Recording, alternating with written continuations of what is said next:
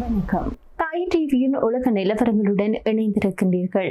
அமெரிக்காவும் ஈரானுக்கும் இடையிலான இந்த அணுசக்தி பேச்சுவார்த்தைகளுக்கான முதல் சுற்று சுவிட்சர்லாந்தில் இன்று தொடங்குவதற்கு முன்பே நிறுத்தப்பட்டு இருப்பது உலக நாடுகள் மத்தியில் பெரும் அதிர்வலைகளை ஏற்படுத்தியிருக்கிறது. அமெரிக்கா ஈரான் மத்தியில் புரிந்துணர்வு ஒப்பந்தம் செய்யப்பட்ட போதே முதலீட்டு சந்தையில் இது மிகப்பெரிய வரவேற்பை பெற்றிருந்தது. எனினும் தற்போது அந்த நிலைப்பாடு என்பது மாற்றியமைக்கப்பட்டிருக்கிறது.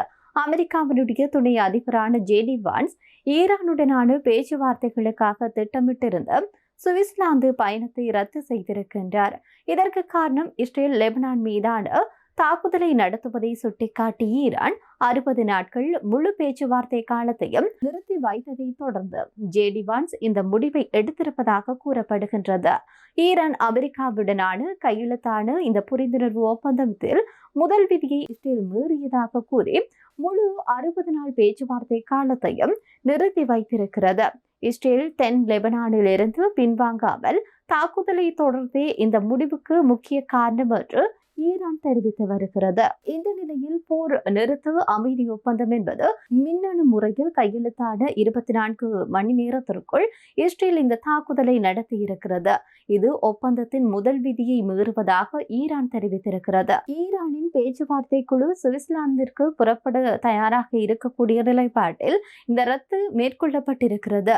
வெள்ளிக்கிழமை ஜெனீவாவில் நடைபெறவிருந்த முதல் சுற்று தொழில்நுட்ப பேச்சுவார்த்தைகளும் தற்காலிகமாக நிறுத்தப்பட்டிருக்கிறது. இஸ்ரேலுடைய தாக்குதல்களை முழுமையாக நிறுத்திவிட்டு அமெரிக்கா ஒப்பந்தத்தில் முதல் விதியை நடைமுறையில் கடைபிடிப்பதை உறுதி செய்யும் வரை இந்த பேச்சுவார்த்தை தொடராது என்று ஈரான் திட்டவட்டமாக மறுத்திருக்கிறது. இதனைத் தொடர்ந்து ட்ரம்ப், ஜேடி வான்ஸ் ஆகியோர் இஸ்ரேல் அரசையும் அந்த நாட்டு அதிபரான பெஞ்சமின் நெதன்யாகுவையும் கடுமையாக விமர்சனம் செய்தும் போர் தாக்குதலை நிறுத்துமாறும் உத்தரவிட்டிருக்கின்றார்கள். ஈரான் போரில் அமெரிக்கா இஸ்ரேல் இணைந்து செயல்பட்ட நிலையில் தற்போது லெபனான் மீது தாக்குதலை இஸ்ரேல் நடத்துகின்ற போதும் தன்னிச்சையாக செயல்படுவதாக அமெரிக்கா கூறுகின்றது. இந்த நிலைப்பாட்டில் பார்க்கிற போது இதற்கு பின்னே அமெரிக்காவினுடைய செயல்பாடு இருக்குமா என்ற ஒரு விமர்சனமும் எழுந்திருக்கிறது. குறிப்பாக ஈரான் இந்த ஒரு நிலைப்பாட்டை ஏற்றுக்கொள்ள முடியாது என்று சொல்லியிருக்கிறது. இந்த விடயத்தில் அமெரிக்கா ஈரான் இடையேயான பேச்சுவார்த்தைகள் எவ்வளவு உறுதியற்ற நிலையில் உள்ளன என்பதை இது எடுத்து காட்டுகிறது. அடுத்த சில நாட்கள்ல இந்த நிலைமை என்பது எப்படி மாறுகிறது என்பதை பொறுத்திருந்துதான் பார்க்க வேண்டும்.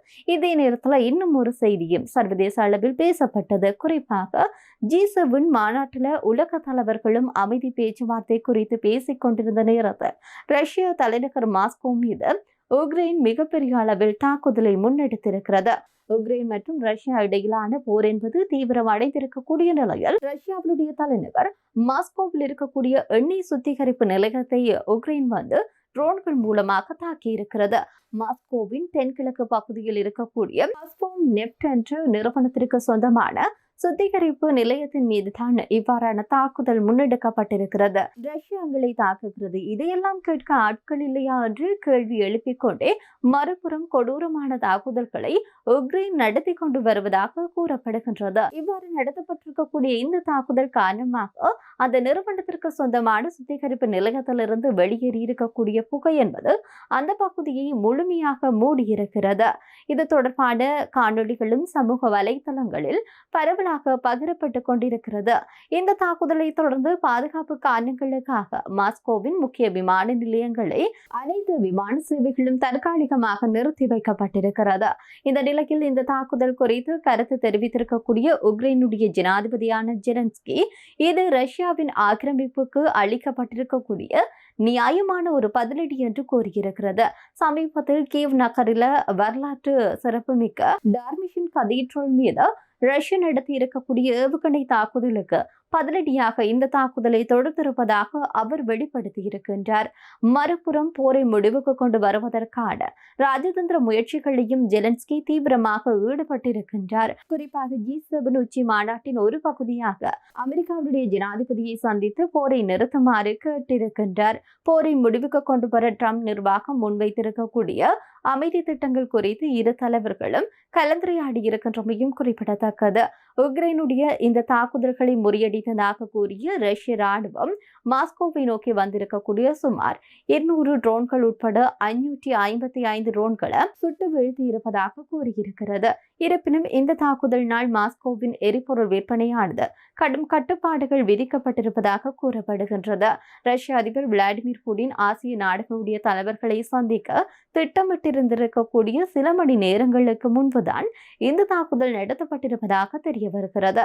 உக்ரைனின் நீண்ட தூர தாக்குதல் ஆயுதங்களை ரஷ்யாவினுடைய பொருளாதார மையங்களை இலக்கு வைத்து போரின் போக்கை மாற்றியமைக்கக்கூடிய ஒரு முக்கியமான நகர்வாக இந்த தாக்குதல் பார்க்கப்படுகின்றது. இப்படியாக உலக நாடுகளுடைய நிலைமை என்பது சென்று கொண்டிருக்கிறது.